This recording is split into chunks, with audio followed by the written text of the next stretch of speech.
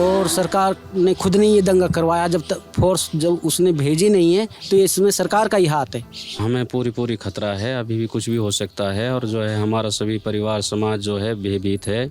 कोई ये भी कहने नहीं आया कि भाई हम तुम्हारी मदद करेंगे, तुम यहीं रहो, यहाँ से छोड़ के मत जाओ। सीएम साहब ने कहा भाई हर बच्चे की सुरक्षा मैं कहाँ तक करूँगा, तो हमें लाइसेंस दे, हम अपनी सुरक्षा आप खुद कर लेंगे। हाँ जी, हमारे पास फ़ोन आया था कि आपके गांव का कोई बंदा है और उनकी बॉडी यहाँ है, तुम देख लो। सरकार से, पुलिस प्रशासन से यही चाहते हैं कि हमारे जो भाई है शक्ति सिंह, उसके हत्यारों को जो है पकड़ा जाए और उनको सख्त से सख्त सज़ा दी जाए। अंकित शर्मा, रतन लाल, वीरभान, विनोद कुमार, दीपक, शाहिद अलवी, मुबारक हुसैन, मेहताब, इश्तियाक, ये सारे नाम आपने सुने हैं, याद हैं ये लोग? मुझे नहीं लगता याद होंगे। ये सब वो लोग हैं जो हिंसा के शिकार हुए, किसी न किसी दंगे के शिकार हुए और उस दंगे में इन्होंने अपनी जान गंवाई। कुछ दिन के लिए लोगों ने जिंदाबाद मुर्दाबाद के नारे लगाए और याद किया, पोस्ट की, फिर भूल जाते हैं लोग। इसी कड़ी में एक और नाम जुड़ गया, शक्ति सिंह सैनी का।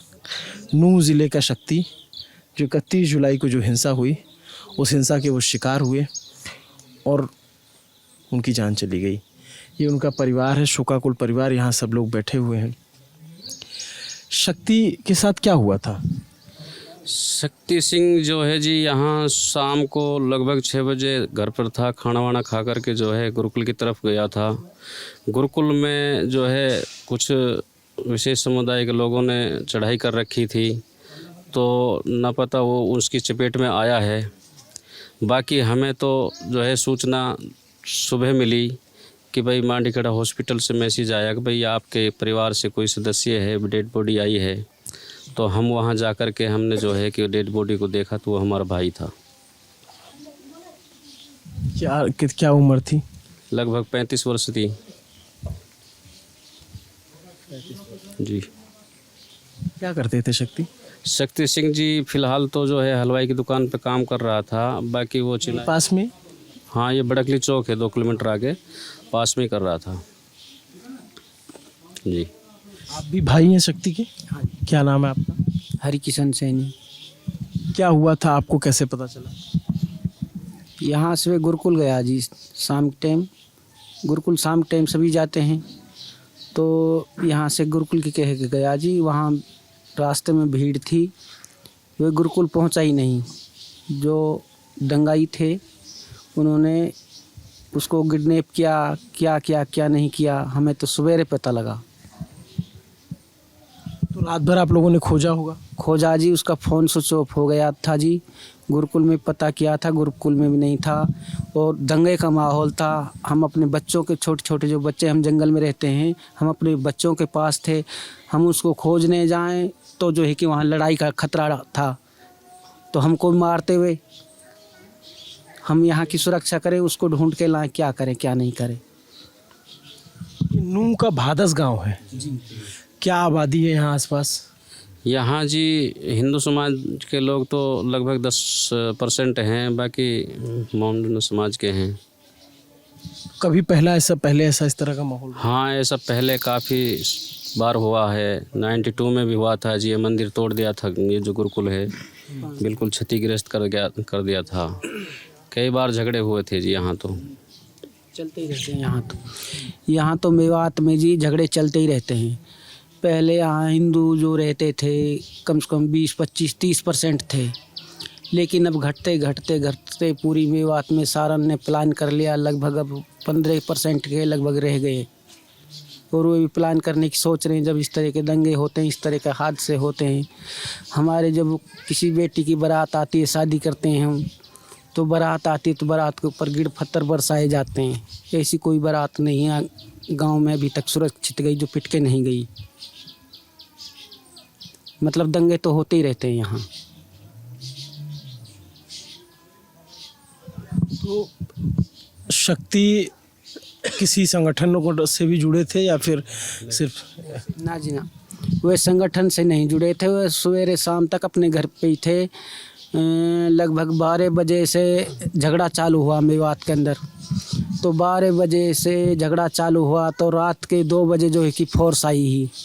तो सरकार ने कोई इंतज़ाम पुख्ता नहीं किए यहाँ। ये सरकार की नाकामी है और सरकार ने खुद ने ये दंगा करवाया। जब तक फोर्स जब उसने भेजी नहीं है तो ये इसमें सरकार का ही हाथ है। सरकार और मुख्यमंत्री तो कह रहे हैं कि पुलिस सबको नहीं बचा सकती।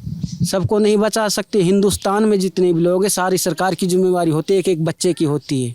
ये सरकार क्यों बैठी है फिर? ये इस्तीफा क्यों नहीं देता? ये पहले भी सरकार थी, पहले फुल सुरक्षा मिलती थी। हाँ, कांग्रेस के समय में तो जी कई बार फोर्स लगा दी गई थी, यहाँ झगड़े बचा दिया जाता था जी, दंगे रुक जाते थे। ये जो पहले भी सरकारें थी, पहले भी काफ़ी बार यहाँ पे गुरुकुल पे हमला हुआ था। तो ऐसी जैसे मान ले पहले मैसेज था कि भाई ये होने वाला है, तो और सरकारों ने तो पहले ही इंतज़ाम पुख्ता कर दिए थे मेवात के अंदर। लेकिन इस बार तो सरकार की काफ़ी जो है नाकामी रही है। सरकार की नाकामी रही जी यहाँ पर। पहले जब ऐसा होता था तो फोर्स लग जाता। हाँ जी, इंतजाम हो जाता था जी, फोर्स का व्यवस्था पूरी तरीके से। अब की बार नहीं हो पाया। तो आप लोग को ऐसा लग रहा था कि कुछ हो सकता है, कुछ टेंशन तनाव का माहौल लग रहा था? जी हाँ, हमें पूरी खतरा है, अभी भी कुछ भी हो सकता है। और जो है हमारा सभी परिवार समाज जो है भयभीत है और पलायन करने के विचार में बैठे हैं यहाँ। पलायन करने के? जी हाँ, सुरक्षित ही नहीं है तो पलायन तो लास्ट का हथियार तो यही है कि भाई अपने पलायन करें। घर बार छोड़ के कहाँ जाएंगे आप लोग? अपने बेच देंगे मंदे वंदे में, कहीं तंबू झोंपड़ी बना लेंगे, कहीं सुरक्षित जगह। क्या करता है पूरा परिवार आप लोगों का? बस ये यही मजदूरी करता है, कोई चिनाई मिस्त्री है, कोई हलवाई है, कोई अपने मजदूरी करता है, जैसे करते हैं। मिस्त्री है जी, राज मिस्त्री है, हलवाई काम। कितने बच्चे? शादी हुई थी रवि की, शक्ति की? शक्ति सिंह की शादी हुई है जी, उसकी 4 बच्चे हैं, 2 लड़कियां हैं, 2 लड़के हैं, घरवाली है, उनके माता पिता हैं, बाकी और 3 भाई भी हैं। तो इस परिवार की जो आर्थिक। बच्चे अभी पढ़ते हैं? हाँ, बच्चे पढ़ते हैं। लड़की 8वीं में है, छोटे बच्चे 7वीं में हैं, कोई 5वीं में है, कोई 3री में है। ये हादसा होने के बाद ये जो हिंसा उनके साथ वो शिकार हुए, उनकी जो दर्दनाक हत्या की गई, उसके बाद कोई सरकार का नुमाइंदा, कोई विधायक, कोई सांसद, कोई मंत्री आया आप लोग के यहाँ? यहाँ तो जी छोटे अधिकारी से लेके बड़े अधिकारी तक अभी तक कोई नहीं आया जी। कोई भी प्रशासन से नहीं आया? नहीं आया जी। यहाँ तक कोई ये भी कहने नहीं आया कि भाई हम तुम्हारी मदद करेंगे, तुम यहीं रहो, यहाँ से छोड़ के मत जाओ। पहले 92 में जब दंगा हुआ था तो भजनलाल सरकार ने हमारे लिए जो लाइसेंस जो है कि दिए थे हमारे लिए, वे भी धीरे धीरे सारे ख़त्म हो चुके हैं। अपनी सुरक्षा के लिए जो है कि अगर ये सरकार हमें लाइसेंस भी दे तो भी हम अपनी सुरक्षा खुद कर सकते हैं। जैसे सीएम साहब ने कहा भाई हर बच्चे की सुरक्षा मैं कहाँ तक करूँगा, तो हमें लाइसेंस दे, हम अपनी सुरक्षा आप खुद कर लेंगे।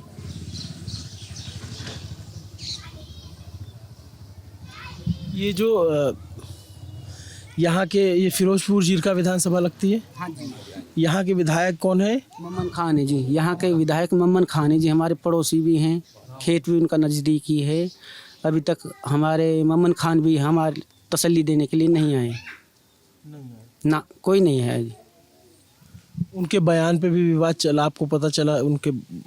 देखो जी, ये तो राजनीति के बयान तो चलते ही रहते हैं, ये तो बड़े लोग हैं, तो हमें उस बात से कुछ नहीं लेना देना। राजनीतिक मुद्दे चलते रहते हैं, बयानबाजी तो दोनों तरफ से चल रहा था, विधायक जी का भी चल रहा था, इस इधर को बजरंग दल वालों के भी चल रहे थे, तो ये तो चलता है, ऐसी कोई बात नहीं है। लेकिन ये जो वीडियोस आए उसकी वजह से कुछ ऐसा तनाव हुआ?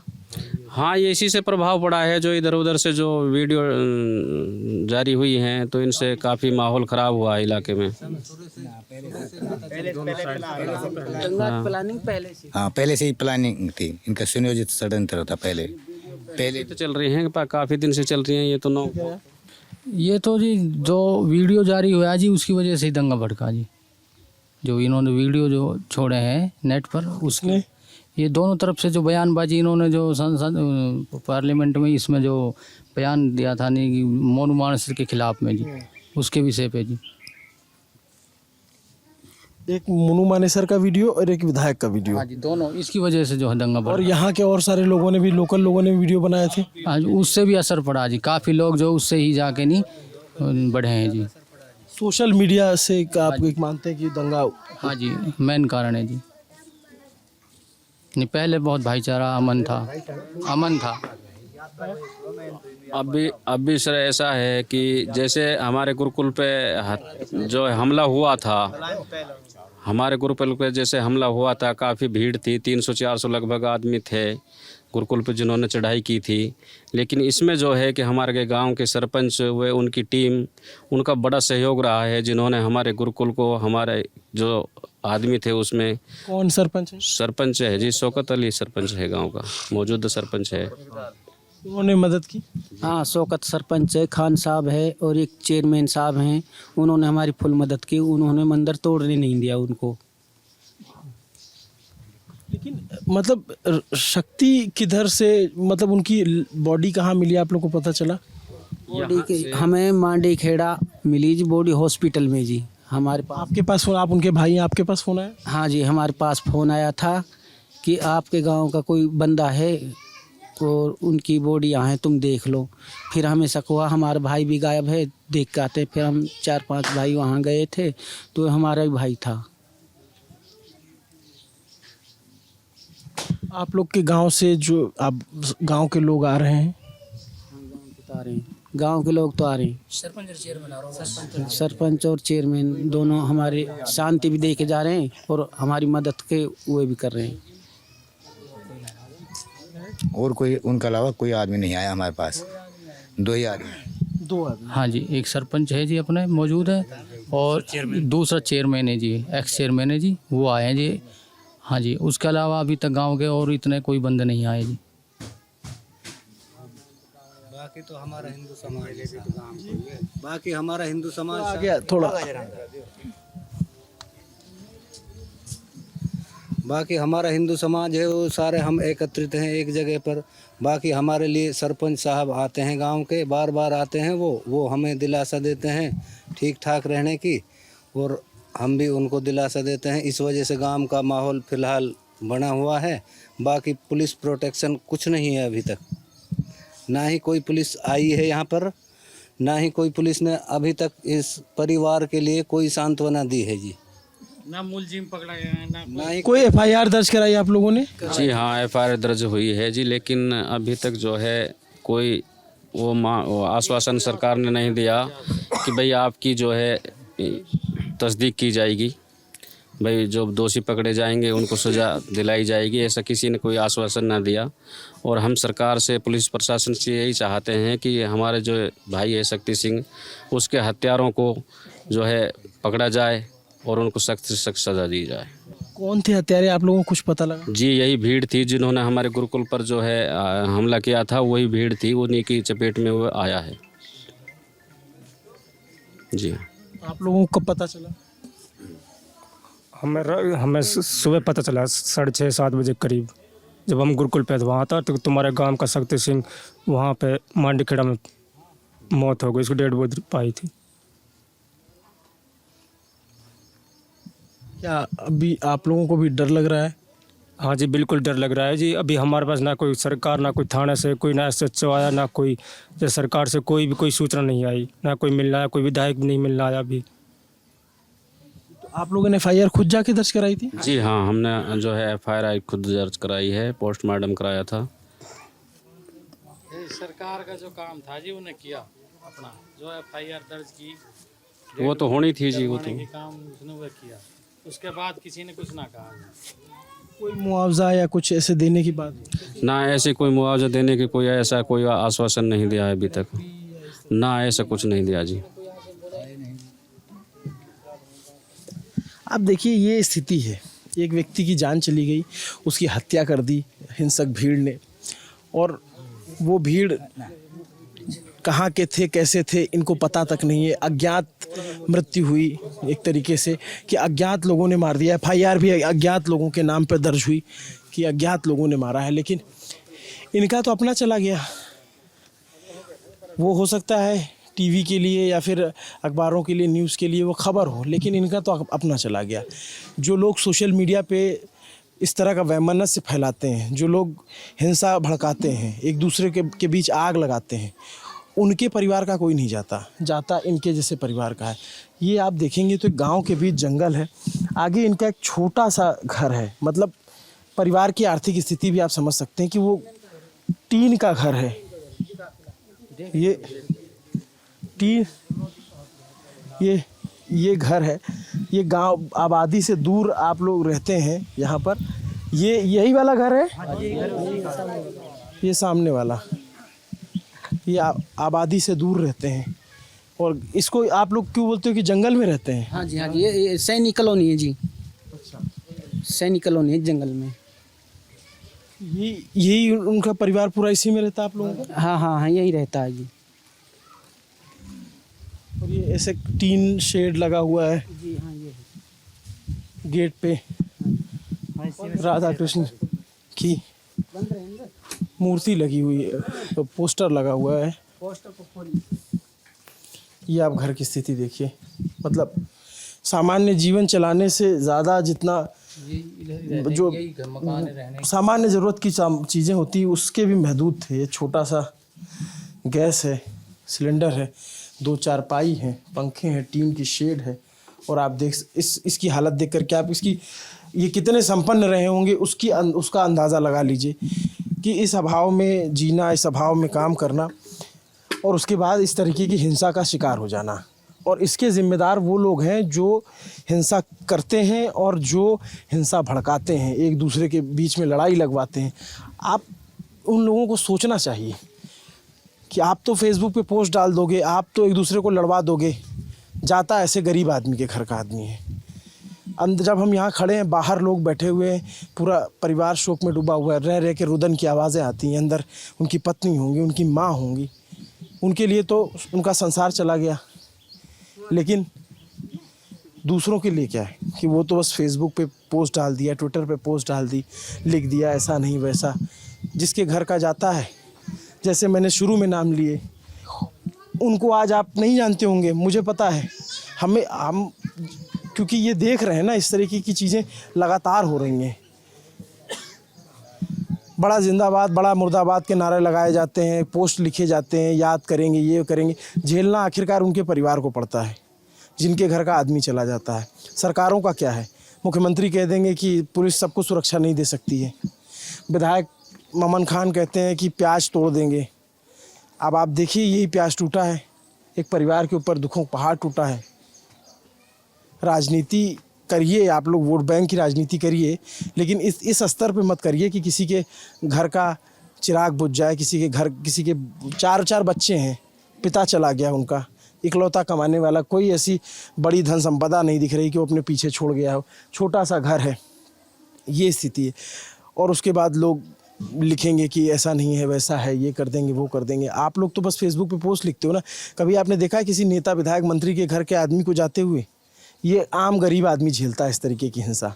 जब इस तरह की त्रासदी होती है, इस तरीके की हिंसा होती है, चाहे शक्ति का परिवार हो, चाहे इससे पहले और रहे हो, चाहे दिल्ली का इंसिडेंट हो, चाहे कासगंज का रहा हो, हर जगह पे ऐसे ही गरीब लोग जाते हैं। आप उन्माद फैला रहे हैं समाज के बीच जो है। कम से कम इतना तो ख्याल करिए कि जिनके घर का जाता है उनके ऊपर क्या बीतती है। धर्म के सब ठेकेदार बने बैठे हैं, सब धर्म की रक्षा कर रहे हैं। अरे इंसान अपनी रक्षा कर ले, धर्म की रक्षा तो धर्म वाले खुद ही कर लेंगे। वो भगवान, ऊपर, ईश्वर, अल्लाह जो भी हैं वो खुद अपनी कर लेंगे रक्षा। इंसान की रक्षा ज़रूरी है। मेरा नाम अभिनव पांडे है, मेरे साथ कैमरे के पीछे पंकज सैनी है। आपको ये रिपोर्ट कैसी लगी आप कमेंट करके बताइएगा। आप इस पर क्या राय रखते हैं, क्या पक्ष रखते हैं, वो भी बताइएगा। चाहे बीजेपी की खट्टर सरकार हो, चाहे कांग्रेस के विधायक ममन खान हो, उन सब की जवाबदेही तय होनी चाहिए कि आप लोगों ने इस तरीके आप बयान देते हैं, उसका नतीजा क्या होता है। आप बयान देते हैं कि हम सुरक्षा नहीं दे पाएंगे। पुलिस आप इंसान किस लिए होता है? सरकार के लिए। जैसे बता रहे थे कि पहले की सरकारें थी तो ये खुद बता रहे हैं कि सुरक्षा लग जाती थी, पहले से तनाव को जो है डिरेल किया जाता था। क्यों नहीं किया गया इस बार? ओ मेरा बीरा, मैं मैं कैसे रक्षा बंधन को आऊंगी मेरा बीरा, आप बहन हैं? मेरा बीरा, मेरा बेटा को अब भात आएगा मेरा। नहीं है। आपको कब जानकारी हुई इसकी? 6 बजे गया कड़ू का के नीचे बजे से अगर गया मंदिर पे जा रहा हूँ, मैनू कह रही कहाँ जा रहा हूँ, मंदिर पे जा रहा हूँ। बाबिन की जल्दी आई उन्हें दोबारा करने का विवाह के सवाल है, रगत काम धंधा कर ले मैं अभी आऊँ। अब तक भी ना आयो मेरा बड़ा करने कौन के भी सर चुड़े गो, मेरा बड़ करने बिन सारे कर गो, और मेरा बड़ करने बिगर सारे कर गो। कैसे कितने बच्चे हैं आपके? और मेरे 4 बच्चा। बेटी आपकी है? बेटी है मेरे 4 बच्चा, मेरे 4 बच्चा। आखिरी बार कब बात हुई थी आपकी? 6 बजे ही गए वो कान वाणों का के नहीं शाम कोई काफी कहने नुक मैं अब आऊँ। फिर मैंने फोन करा काम धंधो कर गई, फिर स्विच ऑफ आया को फोन, फिर बात ना हुई मेरी जासू पीछे यही हुई मेरी। तो मंदिर की कह के गयो वापिस ही ना आयो, मंदिर गयो कहीं नहीं उठा पतो कुछ भी मुँह तो मेरा बड़कन बिगरमेंट भी ना रहे करो। अब ठीक जड़ कद गोया जा तो गयो जब तक भी नु करो बच्चा को कब पीवा के नहीं काम कर ली जब मैं अब आऊँ। मैंने काम धंधो करके जब फोन करो आगू तो सिचो बोलो मैनू जान रही मंदिर पे ही हुएगो फोन सिचो को हुएगो मुआ कहीं पता मेरो है ही ना दुनिया में भी मुआ खोड़ के सारे चुअट को मैं कैसे पाड़ूंगी मेरे 4 बच्चा ने कैसे पढ़ू मैं इनको सारो कौन कर गो कोई ना रहो इनको सारो दुनिया में। मेरा बच्चा भी करूँ मिंट भी ना रुका करो गयो जब देख भी रुका रहो कब पीवा के लुटा लियो मैं अब आऊँ। सरकार से आप क्या चाहती हैं? मेरा बच्चा कुछ तो इंसाफ मिले कोई मेरा बच्चा के लिए 4 बच्चे हैं, ये बहुत गरीबी स्थिति में हो गए थे। अब इनको इंसाफ चाहिए, बच्चे इनको इंसाफ चाहिए, सरकार से इंसाफ चाहिए बच्चे इनको। अब ये बेसहारा ये बहुत ही मतलब पत्रकार होने के नाते और इंसान होने के नाते भी ऐसी जगहों पे मन व्यथित होता है कि हम क्या सवाल पूछें इनसे, जिनका अपना चला गया उससे हम क्या सवाल पूछें, समझ में नहीं आता। ये स्थिति होती है दंगों के बाद, हिंसा के बाद। सरकारें बड़ी बड़ी बातें करती हैं, वो आदमी चला गया, उसके 4 बच्चे हैं, कौन पूछने वाला है? कोई नेता, कोई विधायक, कोई मंत्री यहाँ नहीं आया। ममन खान यहाँ पे जो है कांग्रेस के विधायक हैं, पूरे प्रदेश में भाजपा की सरकार है, कोई नहीं आया, कोई बड़ा नेता नहीं आया, कोई मुआवजा नहीं, कोई आश्वासन नहीं, कोई नौकरी का नहीं। कि इंसान की भरपाई तो कतई नहीं हो सकती, लेकिन कम से कम मदद हो जाए और उनके परिवार का जीवन चल सके, उस तक का आश्वासन अभी तक इनके परिवार को नहीं मिला। ये स्थिति है। हिंसा करने से पहले, हिंसक बातें लिखने से पहले, समाज में उन्माद फैलाने से पहले इन तस्वीरों को अगर लोग याद रखें तो हमारी सबसे बड़ी सफलता होगी कि आगे से ऐसा कुछ ना होने पाए।